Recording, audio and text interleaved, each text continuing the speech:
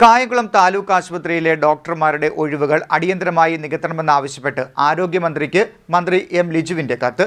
മഴക്കാല രോഗങ്ങൾ വ്യാപിക്കുന്ന സാഹചര്യത്തിൽ ആശുപത്രിയിലെത്തുന്ന രോഗികൾ നേരിടുന്ന ബുദ്ധിമുട്ടുകൾക്ക് ഉടൻ പരിഹാരം കാണണമെന്നാണ് കത്തിലെ പ്രധാന ആവശ്യം. കായംകുളം താലൂക്ക് ആശുപത്രിയിൽ നിലവിലുള്ള ഡോക്ടർമാരുടെയും അനുബന്ധ ജീവനക്കാരുടെയും ഒഴിവുകൾ അടിയന്തരമായി നികത്തണമെന്ന് ആവശ്യപ്പെട്ടുകൊണ്ടാണ് സഹകരണ എക്സൈസ് വകുപ്പ് മന്ത്രിയും കായംകുളം MLAയുമായ എം ലിജു ആരോഗ്യമന്ത്രി കെ മുരളീധരന് കത്ത് നൽകിയത്.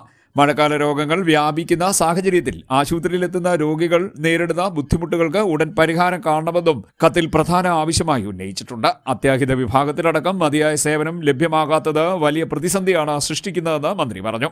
വിഷയത്തിൽ ആരോഗ്യമന്ത്രിയോട് അദ്ദേഹം നേരിട്ടും ഇക്കാര്യം പറഞ്ഞിട്ടുണ്ട്. ഏറ്റവും മികച്ച ആരോഗ്യ സംവിധാനം ഉണ്ടാക്കണമെങ്കിൽ ഡോക്ടർമാരുടെ എണ്ണം വർദ്ധിപ്പിക്കണം.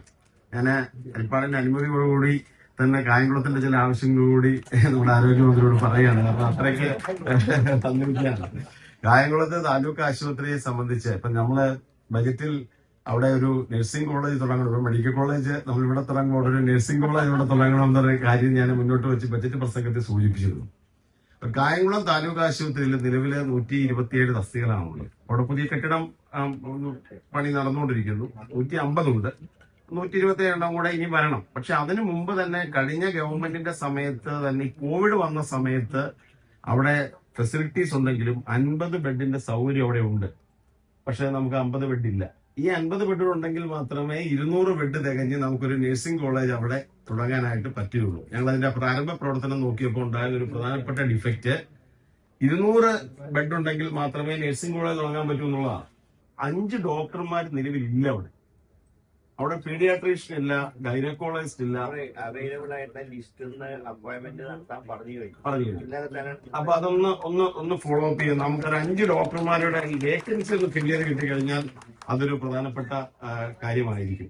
കായംകുളം താലൂക്ക് ആശുപത്രിയിലെ ഡോക്ടർമാരുടെ കാര്യത്തിൽ നമുക്ക് വേണ്ടത് കഴിഞ്ഞ ദിവസം തന്നെ ആരോഗ്യമന്ത്രിയുമായിട്ട് ഞാൻ സംസാരിച്ചിരുന്നു. ലഭ്യമാകുന്ന ഡോക്ടർമാരെ ഇപ്പോൾ ഡോക്ടർമാരുടെ ഒരു ഷോർട്ടേജ് സംസ്ഥാനത്താകമാനമുണ്ട്. ഇപ്പോൾ 400 പരം ഡോക്ടർമാർ ജൂനിയർ ഡോക്ടർമാർക്ക് ഇപ്പോൾ അഡ്വൈസ് കൊടുത്തിരിക്കുകയാണ്. അപ്പോൾ അവരിൽ തന്നെ കുറേ ആളുകളെ കായംകുളത്ത് കൊണ്ടുവരാൻ ശ്രമിക്കുകയാണ്. പക്ഷേ അവരിൽ പലരും പോസ്റ്റ് PG പരീക്ഷയൊക്കെ വരുന്നതുകൊണ്ട് പലരും ജോയിൻ ചെയ്തതിന് ശേഷം ലീവിന് പോകുന്നൊരു സാഹചര്യമുണ്ട്. കൺസൾട്ടൻറ്റ് ഡോക്ടേഴ്സ് ഇവിടെ ഗൈനക്കോളജിക്കും പീഡിയാട്രിക് ഡിപ്പാർട്ട്മെൻറ്റിനും അതോടൊപ്പം തന്നെ മറ്റ് ENT ഡിപ്പാർട്ട്മെൻറ്റിനൊക്കെ തന്നെ കൺസൾട്ടൻറ്റ് ഡോക്ടേഴ്സിൻ്റെ വേക്കൻസിയാണുള്ളത്. ഇപ്പോൾ കൺസൾട്ടൻറ്റ് ഡോക്ടേഴ്സിൻ്റെ ഒരു ഷോർട്ടേജ് സംസ്ഥാനത്താകമാനമുണ്ട്. ഞാൻ കഴിഞ്ഞ ദിവസങ്ങളിൽ ആരോഗ്യമന്ത്രിയോട് ഈ കാര്യം സൂചിപ്പിച്ചിട്ടുണ്ട്. ഡയറക്ടർ ഓഫ് ഹെൽത്ത് സർവീസുമായിട്ടും സംസാരിച്ചിരുന്നു. പരമാവധി ശ്രമിക്കുകയാണ്.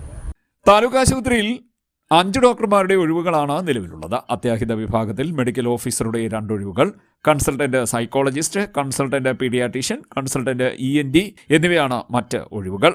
കഴിഞ്ഞ 1 വർഷമായി ആശുപത്രിയിൽ ഫോറൻസിക് ഡോക്ടറുടെ സേവനം ലഭ്യമല്ലാത്തതിനെ തുടർന്നുണ്ടായ പോസ്റ്റ്മോർട്ടം പ്രതിസന്ധി അടുത്തിടെ മന്ത്രി എം ലിജു ഇടപെട്ട് പരിഹരിച്ചിരുന്നു. മന്ത്രിയുടെ ആവശ്യപ്രകാരം മഞ്ചേരി ജനറൽ ആശുപത്രിയിൽ നിന്നും ഡോക്ടർ ലക്ഷ്മി കൃഷ്ണനെ കായംകുളത്തേക്ക് മാറ്റി നിയമിച്ച് ജൂലൈ 20-ന് ആരോഗ്യവകുപ്പ് ഉത്തരവിറക്കിയിരുന്നു. ഇതിന് പിന്നാലെയാണ് ആശുപത്രിയുടെ സുഗമമായ പ്രവർത്തനത്തിനായി ബാക്കിയുള്ള ഒഴിവുകൾ കൂടി നികത്തണമെന്ന് മന്ത്രി ആരോഗ്യമന്ത്രിയോട് ആവശ്യപ്പെട്ടിരിക്കുന്നത്.